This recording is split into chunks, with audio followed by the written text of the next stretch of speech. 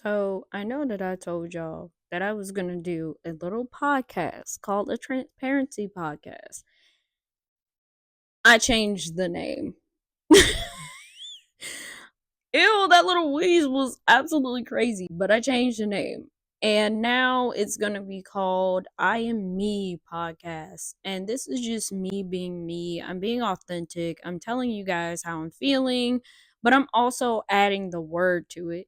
Now I know a lot of y'all are probably like, yeah, Christianity ain't what it used to be. People are doing podcasts and stuff like that. And I'm like, yeah, but like how else are you going to get the word out to people? You know what I'm saying? So this is the very first episode of I Am Me podcast with your girl Chelsea Monique. So let's get right into it. All right, y'all. So I've been holding off on this like for forever. So let's just talk about it. Like let's talk about life. And I'm going to tell you guys about my life. And I haven't really shared like my personal testimony on TikTok, but I'm going to because you guys need to know where I am now versus where I used to be and my headspace and where I am now. So let's talk about it. So I'm going to tell you guys my testimony, pretty much my story, my little backstory. So I grew up in church all my life. Um, it never really got old to me because I was very, very just in it. You know, I kind of was just born into church. I woke up one day and I was like, okay, here I go. Um, my parents both met in college. So, you know, my dad wasn't really saved for real. My mom was a church girl. She was also a pastor's daughter. And that's where my life decides to change things. Like being a PK is the most greatest thing ever. And I think a lot of people, we just think too much about it. Like, whoa, oh my gosh, like, what is this person going to think about me? Or how am I going to do this? How am I going to do that? How am I going to live my life? You know? And I think a lot of times we think so much up here that we're not thinking about what's in here. Um, and so I kind of just like went along with it, you know. Later on, my dad actually prophetically spoke our ministry into existence. And I was like, hey, Dad, you gonna be a preacher? And he was like, huh? Like my own child is prophesying to me. That's absolutely crazy. And 8 years later, we have a church. It's called Kingdom Embassy. I think it's the most amazing church that I've ever been to. And if you don't have anywhere to go and you're in the Virginia area, come on. We'd love to have you. We will welcome you with opening arms. But anyway, I was dating this guy.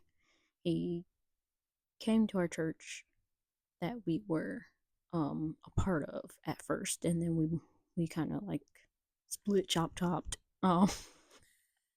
We split from the church, and then we decided to start our own ministry. He was a part of the piano playing, you know, he was the musician. And, you know, me, I love musicians so much. I think that they're absolutely the most creative people that I've ever met because my dad was. Anyway, he was really, really cool. He was sweet. He was a nice guy, but he was actually like 3 or 4 years older than me. So I was just like, okay. So he didn't start dating me until I was 20. He was, again, a lot older than me. So I was like, you know what? That's fine. You know, like I can wait. He was like, I'm not going to date you until you're 20. And I was like, okay, you're trying to wait until like I'm a grown up. Because when I met him, I was about like 18 or 19 years old. So I wasn't quite in my 20s yet. So he was like, yeah, I'm going to wait a little bit. And I was like, fine, that's cool. Anyway, I ended up dating him for almost like a year. We got into a really, really bad argument because he was about to graduate from college and he wanted to move to California. And I was like, okay, all right. So, anyway, long story short of all of that, we ended up breaking up, and I was in a season of sadness and depression, and I was heated. Like I was just so mad. But anyway, during the Musically time frame before TikTok became a thing, saw this cool cosplayer and I was like, ooh, I want to do cosplay. Maybe that'll help me. I was trying to find something to fill that hole in me, and I ended up becoming a cosplayer. And my parents didn't know about it or whatever. Um, and after that, I thought I was someone else. I thought I was a homosexual, and I'm not anymore because the Lord delivered me. Yeah. But anyway, met this really cool person. Not gonna say any names. Person D. Um, Person D was absolutely not who I thought uh was gonna be who I wanted to be. And I kept projecting like all these different things that I wanted in a partner onto this person and their partner during the time. Never worked out. Um, Left Virginia, pretty much left my parents, left a little note, ran away, ended up living with them for about good 6.5 months. Definitely was not the relationship that I wanted to be in at all. And come to find out, the other partner didn't want me in the relationship at all. Never did. Never really did. Um, but I know that for me, I lied a little bit. I told some stories to them because I didn't want them to know who I was for real. Like they accepted me being a pastor's daughter or whatever. They thought I was hot. I don't know why people think like that. Like, oh my god, yeah, you must have like nasty kinks. And I'm just like, y'all. Now y'all know I am not provocative. I'm not.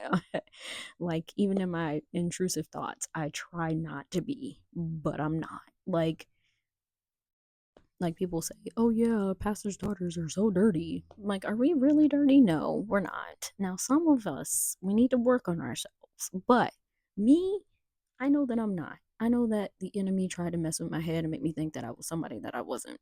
Like, come on now, I have my identity back. Y'all need to work on finding yours. Talk to God. But anyway, um,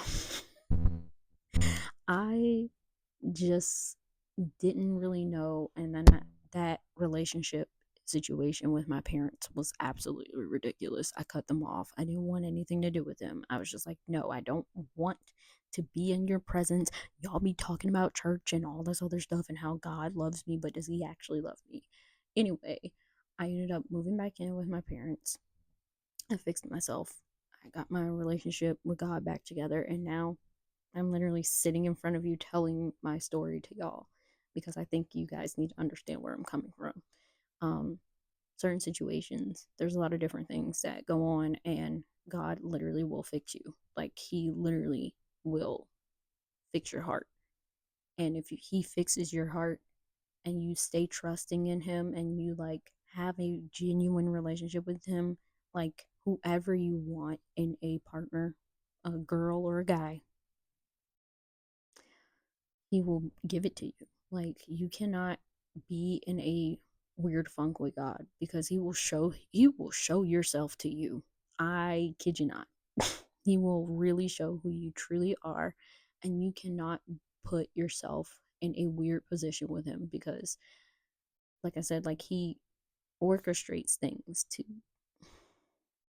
and like he fixes your heart. In the Bible it talks about how God can circumcise your heart so that way you're a new person, like you're a new creation. And I know for a fact that if he did it for me he can do it for you too. So I had to share my story, but please watch this video, share it, because people need to hear more about how God can fix you. And that's gonna be my first episode ever. But it's a little podcast thing. Maybe I'll make more. I'll make longer ones. But yeah, God loves you. Don't give up on him.